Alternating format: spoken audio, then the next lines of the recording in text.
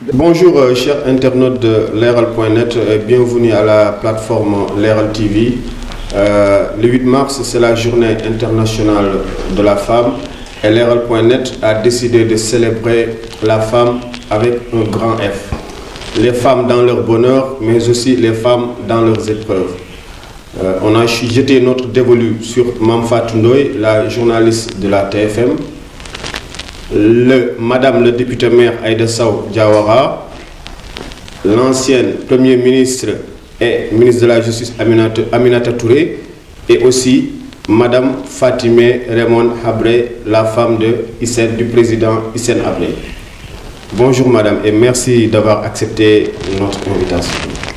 Assalamu alaikum et salam alaikum Monsieur Diop et salam alaikum tous les internautes de Leral TV. Je vous remercie pour cette invitation et voilà, merci. Voilà Madame, on vous a quand même remarqué dans votre combat de femme pour votre mari.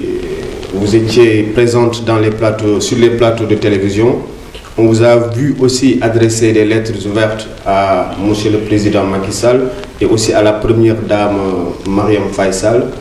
Aujourd'hui, comment vous avez vécu et comment vous vivez aujourd'hui la condamnation à perpétuité de Monsieur le Président Hissène Habré, votre mari, en tant que femme? Voilà, vous savez, c'est une épreuve très difficile que nous avons vécu, des moments pénibles. Déjà en amont de cette affaire de procédure judiciaire et puis après, avec cette lourde condamnation qui est arrivée. Bien sûr, c'est des moments très difficiles en tant qu'épouse, en tant que mère aussi. Et donc, on a eu à gérer désormais des problèmes au quotidien, qui sont des problèmes importants, des problèmes que j'ai eu donc désormais à gérer toute seule. Puisque le président est en prison et donc il fallait donc gérer beaucoup de problèmes tous les jours, des problèmes au quotidien de la famille, des problèmes de mes enfants, mais aussi des problèmes qui se posent au niveau de la prison, où il faut donc désormais s'occuper aussi du président, régler tous les problèmes qu'il y a dans cette prison puisqu'on nous a tout laissé à charge. Et donc vraiment c'est des moments très difficiles, mais qu'est-ce que vous voulez? Donc en plus de ça, en plus de la gestion des problèmes quotidiens où il faut tout régler seul, il y a aussi l'obligation de suivre cette affaire et d'assurer des interventions médiatiques dans le cadre de notre défense. Donc vraiment je dirais que c'est une situation épuisante à la fois pour lui et pour nous aussi. Voilà. Est-ce que vous pleurez parfois? Alors vous savez, je vais vous répondre comme on le fait au chat. Et comment avec une affaire pareille, et comment ne pas pleurer? Mais comme on dit chez nous, l'essentiel c'est que les gens qui vous veulent du mal ne voient pas vos larmes. Voilà. Absolument. Madame Habré, comment se portent actuellement les nouvelles du président Habré, vous en tant qu'épouse? Comment se porte votre mari? Bon, écoutez, ça fait 5 années maintenant. 5 années. On se rapproche. D'ici 1-2 mois, il aura bouclé 5 années de prison. 5 années de prison, c'est très dur, c'est long, c'est dur, c'est compliqué. C'est que, en plus, ce qui m'inquiète le plus, c'est qu'il a des problèmes de santé. Il a des problèmes de santé, on fait le maximum pour prendre soin de lui. La difficulté, c'est que, vous voyez, quand les médecins vous disent que son état n'est pas compatible avec une détention. D'accord? Quand on vous dit ça, vous avez beau apporter toute la diligence aux soins, votre volonté, votre énergie, vous savez, au fond de vous, vous savez que ce n'est pas la solution. Alors, la solution c'est quoi? Elle n'est pas en tout cas entre mes mains. D'accord? C'est une solution qui n'est pas entre mes mains. Et d'ailleurs, si vous constatez, c'est que, en fait, on n'a pas d'interlocuteur. On n'a pas d'interlocuteur, c'est une situation très particulière.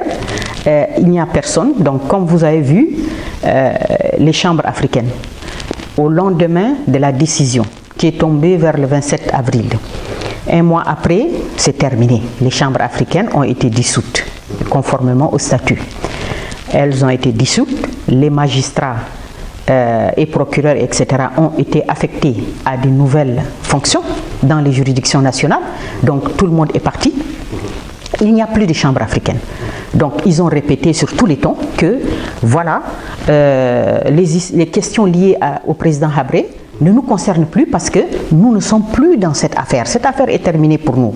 Donc on s'est dit, bon, quelque part c'est logique. Parce que, bon, c'est des gens qui étaient là, qui ont fait ça, et puis maintenant, ils ne sont plus dans ce dossier.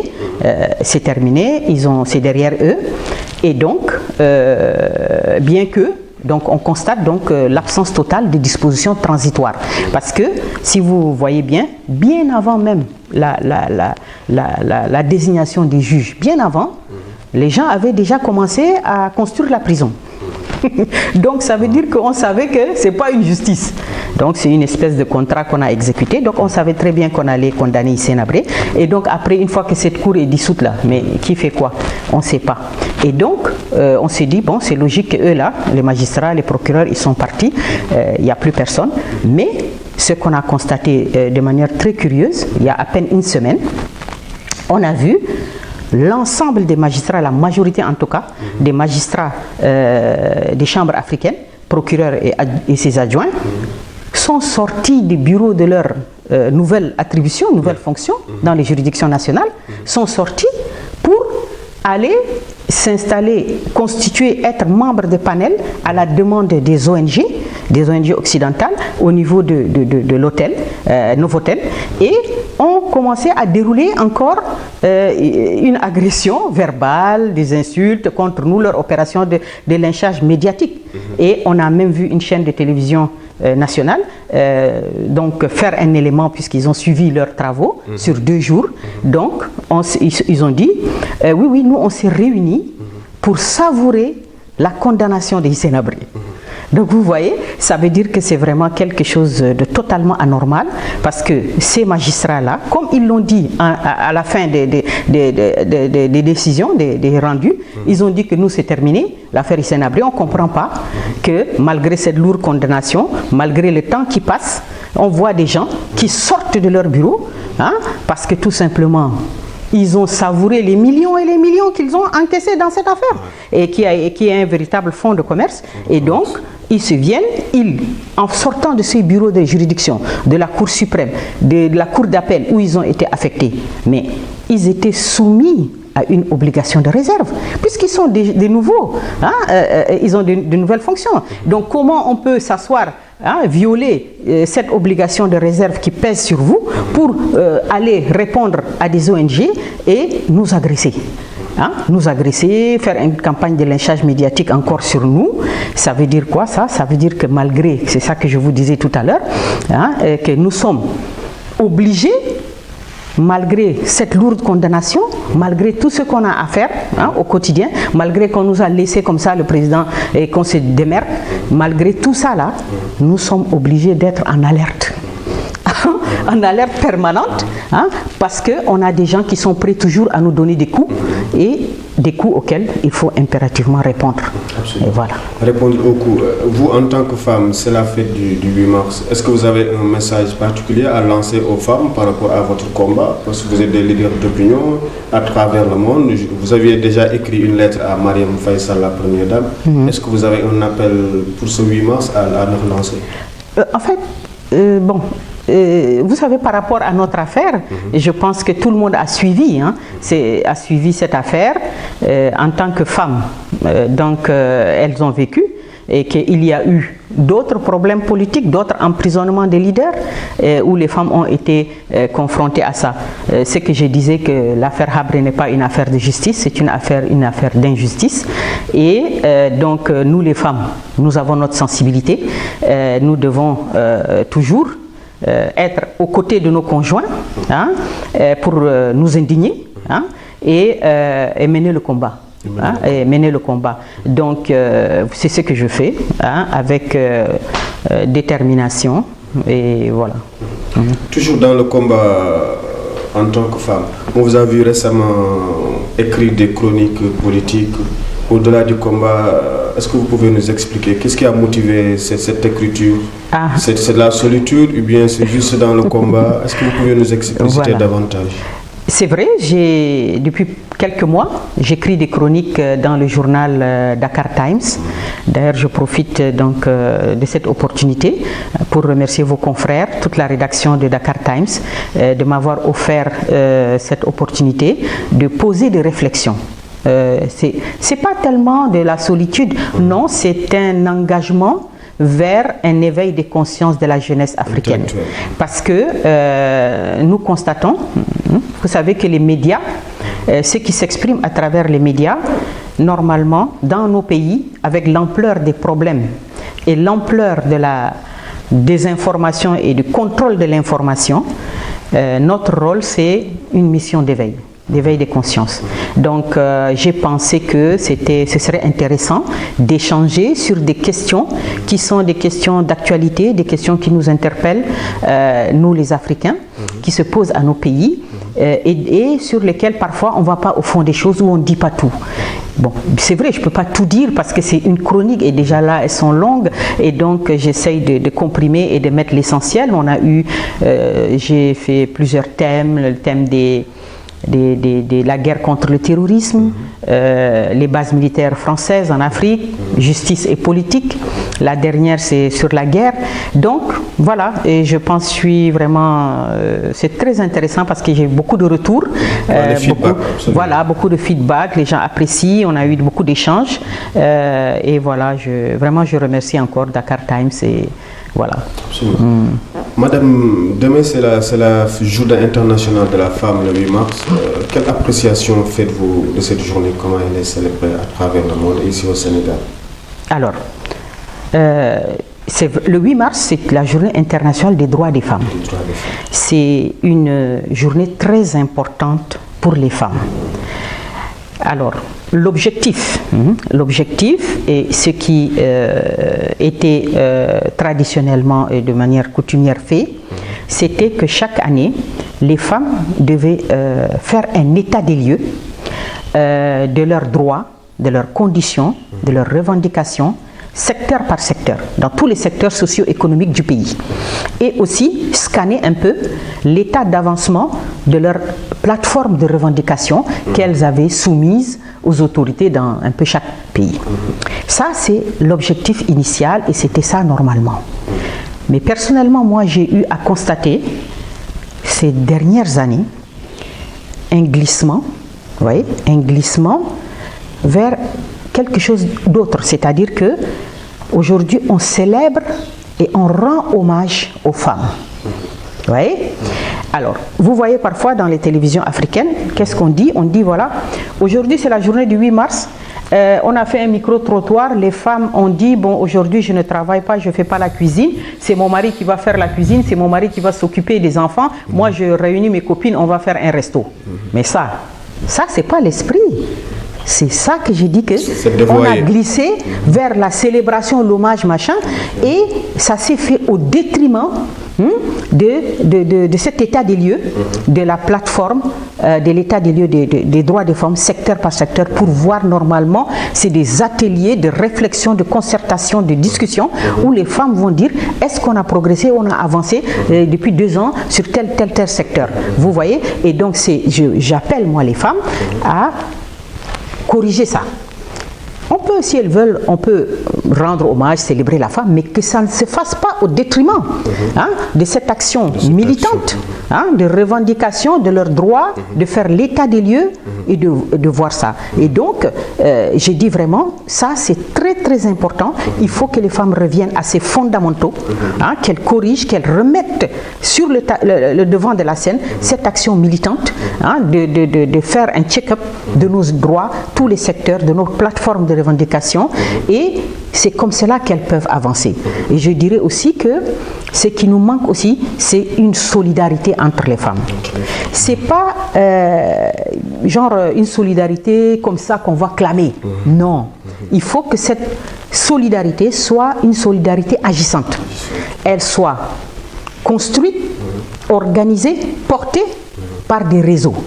Des réseaux, vous voyez, des réseaux d'échange, d'entraide féminine, de concertation, de débat, hein, et de formation aussi. Des réseaux entre les femmes rurales, les femmes urbaines, les femmes chefs d'entreprise, les femmes qui font de la politique, les étudiantes, hein, qui sont l'avenir. Ok? Donc, tout ça là, il faut l'organiser.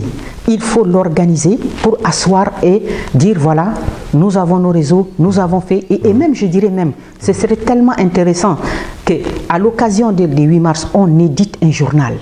Et ce journal-là va nous donner des chiffres. Par exemple, on va dire au Sénégal, le secteur bancaire. Voilà, nous avons 20% de femmes.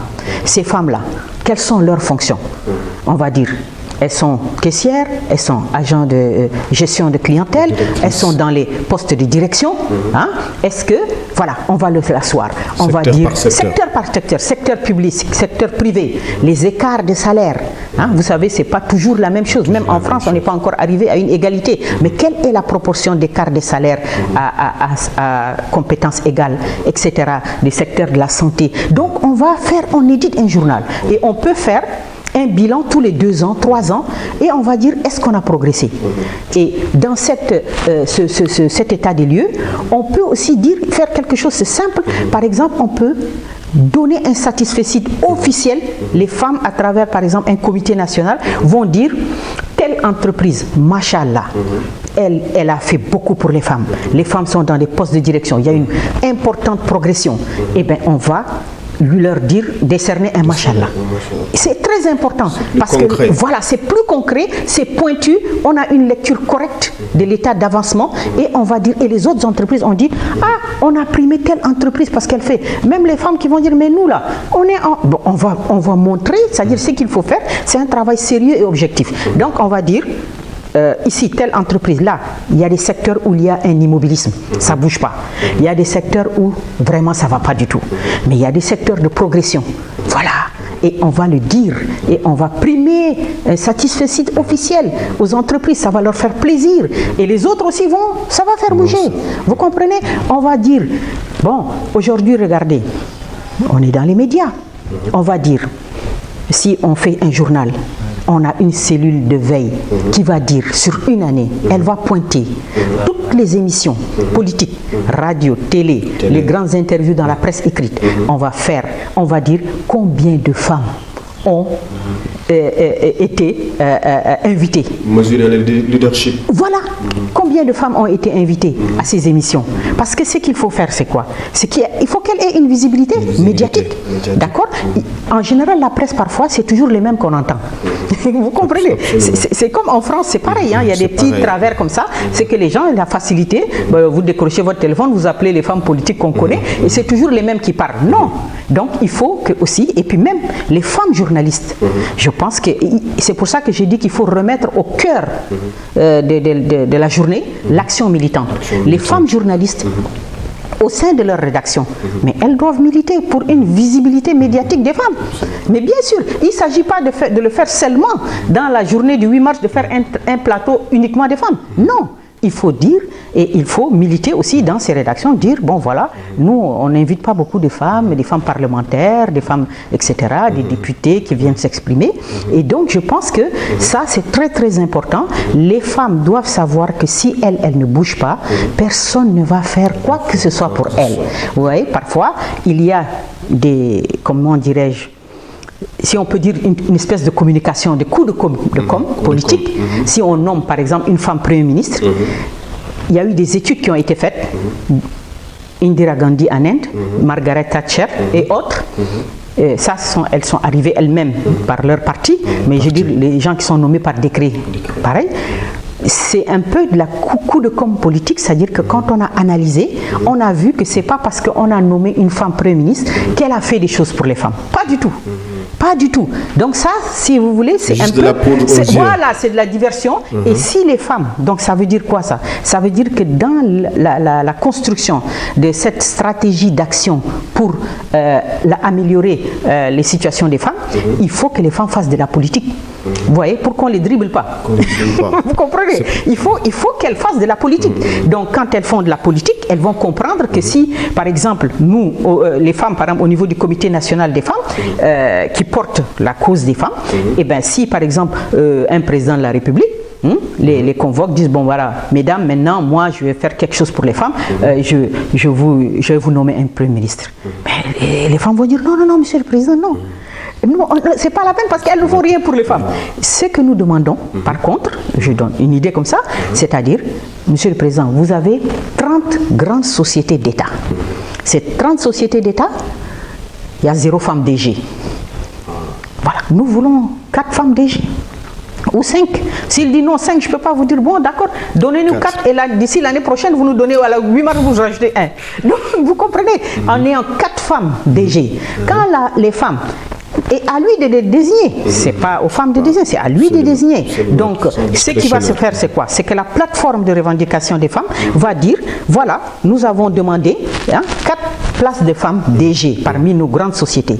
Comme ça, les femmes vont démontrer déjà, c'est un apprentissage. Elles vont démontrer leur gestion, elles vont démontrer leur savoir, leur sérieux, leurs compétences. Ok, et là maintenant, le président peut dire ok, et donc quand vous êtes une femme, le lendemain vous avez un décret, vous apprenez déjà que la plateforme a demandé 4 places DG et puis vous vous retrouvez nommé DG, mais vous allez savoir que maintenant vous allez faire honneur aux femmes qui vous ont dit, et vous-même dans votre entreprise vous allez être à l'écoute des demandes pour régler les problèmes des femmes.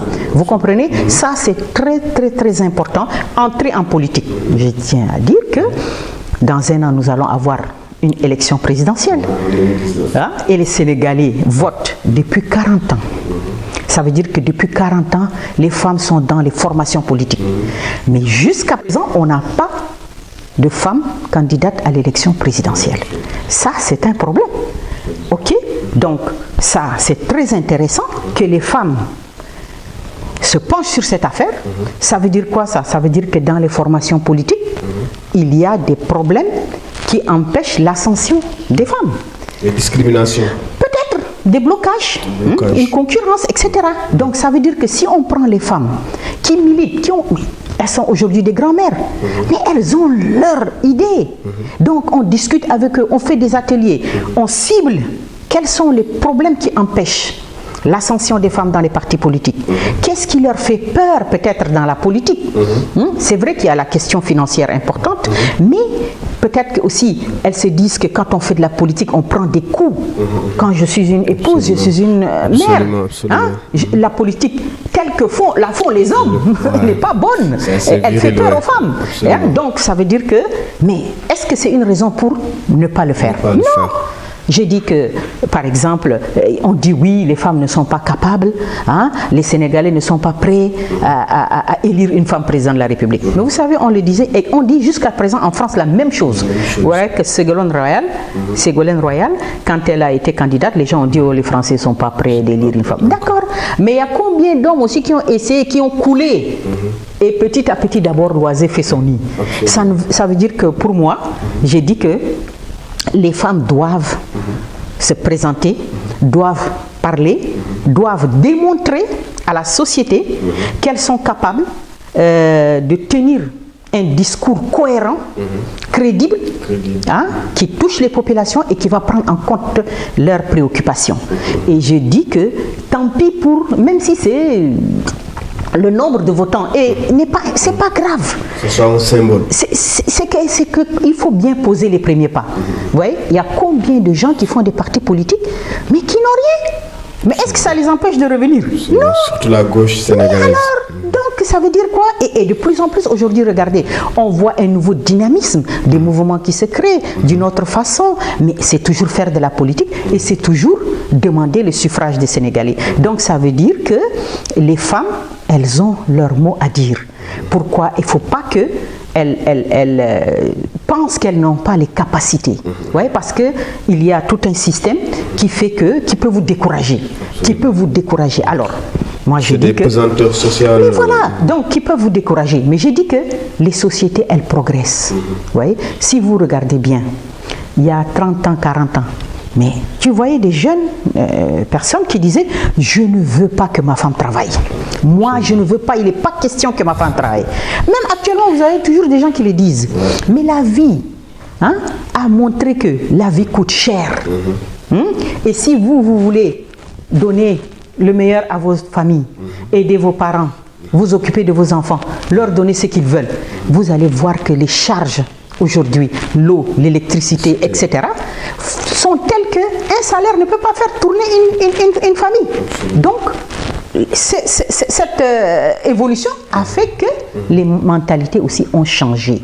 Donc, je dis simplement que ça, là, on le dit partout, mais on a vu des progressions et que ça ne doit pas empêcher les femmes. Ce qui est important dans l'action politique, à mon avis, c'est surtout ne pas singer les hommes. Voilà.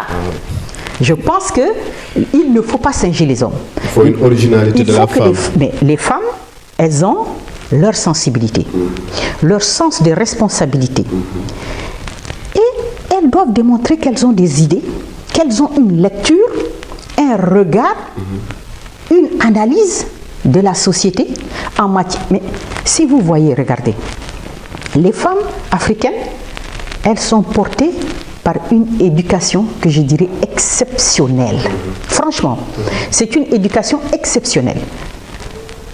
Très jeunes, elles sont responsabilisées. Elles sont aux côtés de leur maman. Elles connaissent le coût de la vie. Chaque jour, il faut aller faire le marché. Les choses coûtent cher.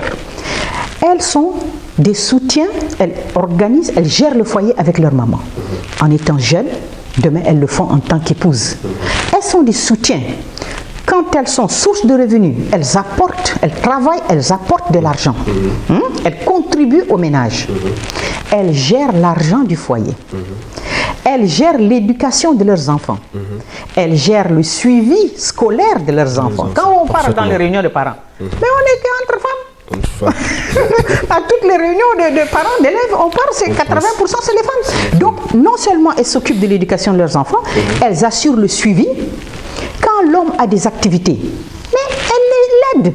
Quand vous construisez une maison, votre épouse vous aide autant qu'elle peut. Dans le suivi du chantier, dans la gestion, s'il faut contribuer, elle aide. Donc, regardez ses capacités. Des capacités formidables. Même, je dirais qu'elles ont même été reconnues ailleurs et c'est dommage que c'est nous qui ne savons pas les mettre en valeur. C'est-à-dire qu'il y a une étude qui a été faite en France, Italie, Espagne et Belgique, les pays européens. Sur quoi? Sur les jeunes filles de 12 ans, en leur comparant une jeune fille européenne de 12 ans et une jeune africaine des milieux immigrés africains de 12 ans. Qu'est-ce qu'elles sont capables de faire dans leur maison?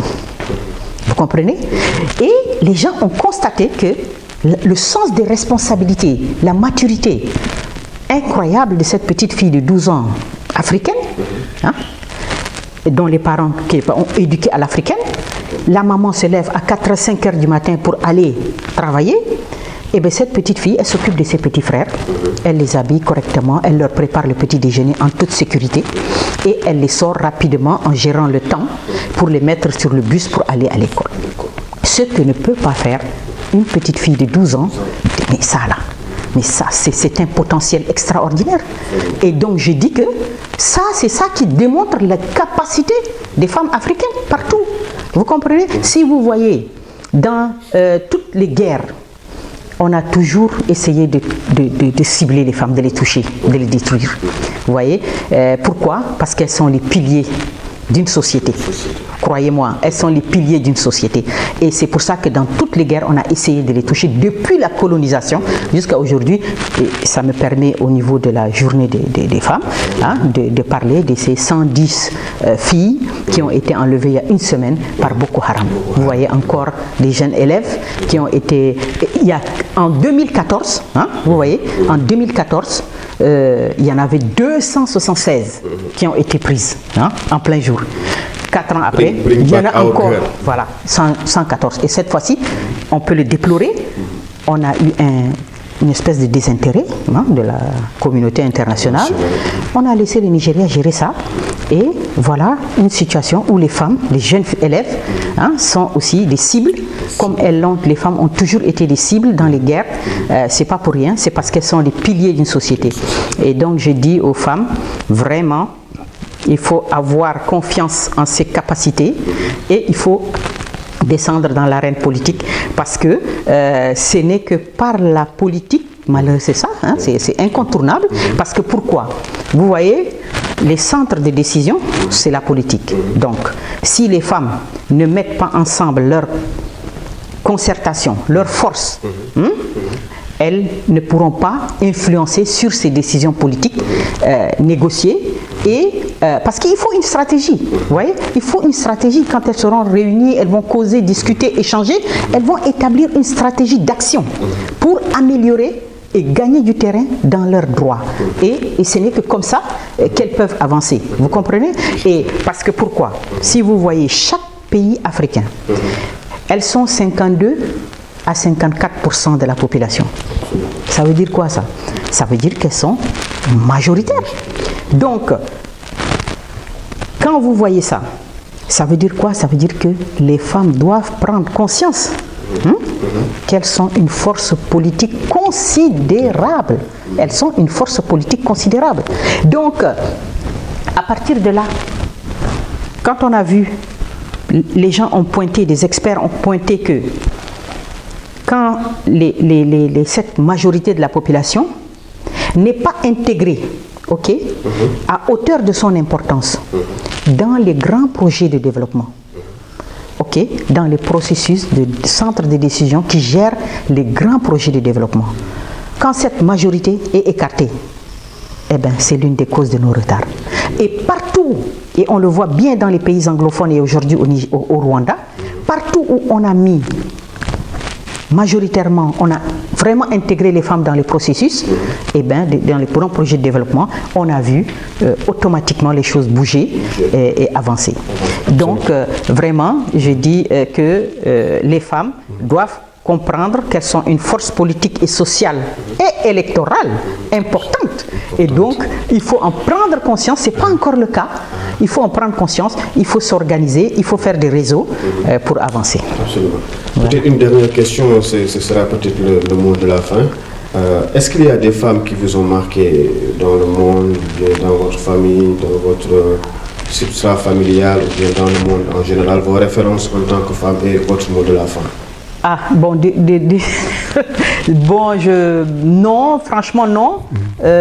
Vu que les femmes n'ont pas beaucoup n'ont pas eu accès à beaucoup comment dirais-je, des centres de décision de responsabilité. J'ai suivi beaucoup de femmes qui ont accédé au pouvoir. Quand vous voyez au fond des choses, le régime, ce qu'elles ont fait et tout, non, elles ne peuvent pas tout de suite être des références pour moi.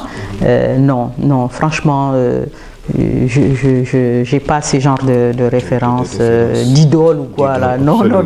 Non, parce que j'ai vu des choses. Bon, donc, vous savez, comme on reste pas en surface quoi. Quand on analyse quelque chose, on voit au fond des choses. Et quand vous voyez au fond des choses, comme j'ai dit, ce qui a marqué, c'est que ces femmes-là n'ont rien fait pour les femmes. Ça c'est un.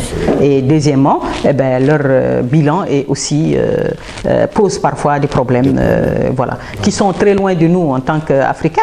Ils sont très loin de nous, mais quand même, ce ne sont pas mes références. Votre mot de la fin, madame, après? Je dirais tout simplement vraiment bonne fête à toutes les femmes et qu'elles prennent conscience de leur importance au sein de notre société, de leur force politique, qu'elles reviennent aux fondamentaux, à cette action militante qui, elle seule, peut améliorer leurs conditions et gagner des droits, accéder parfois du crédit, les crédits bancaires, tout ça là, toutes leurs plateformes. Et je dirais que ce qui est très très important aussi, il faut que les femmes le comprennent, c'est-à-dire qu'importe que moi je sois de l'APR, que vous êtes du PDS, qu'elle soit de Rewmi, qu'importe, ça n'a pas d'importance. Ça, chacun peut mener ses combats politiques. Mais nous sommes des femmes. Et si moi je ne peux pas j'ai des difficultés pour avoir du crédit, toi qui es de l'APR, tu es dans le même banc. Toi qui es de Rewmi, tu es la même chose, moi du PDS, c'est pareil. Donc ça veut dire qu'il faut que cette solidarité-là, entre femmes, pour améliorer leurs conditions, gagner du terrain, il faut qu'elles soient solidaires de manière agissante en mettant des réseaux en place. Voilà. Madame, après, Leral.net vous dit merci. Merci à vous, merci.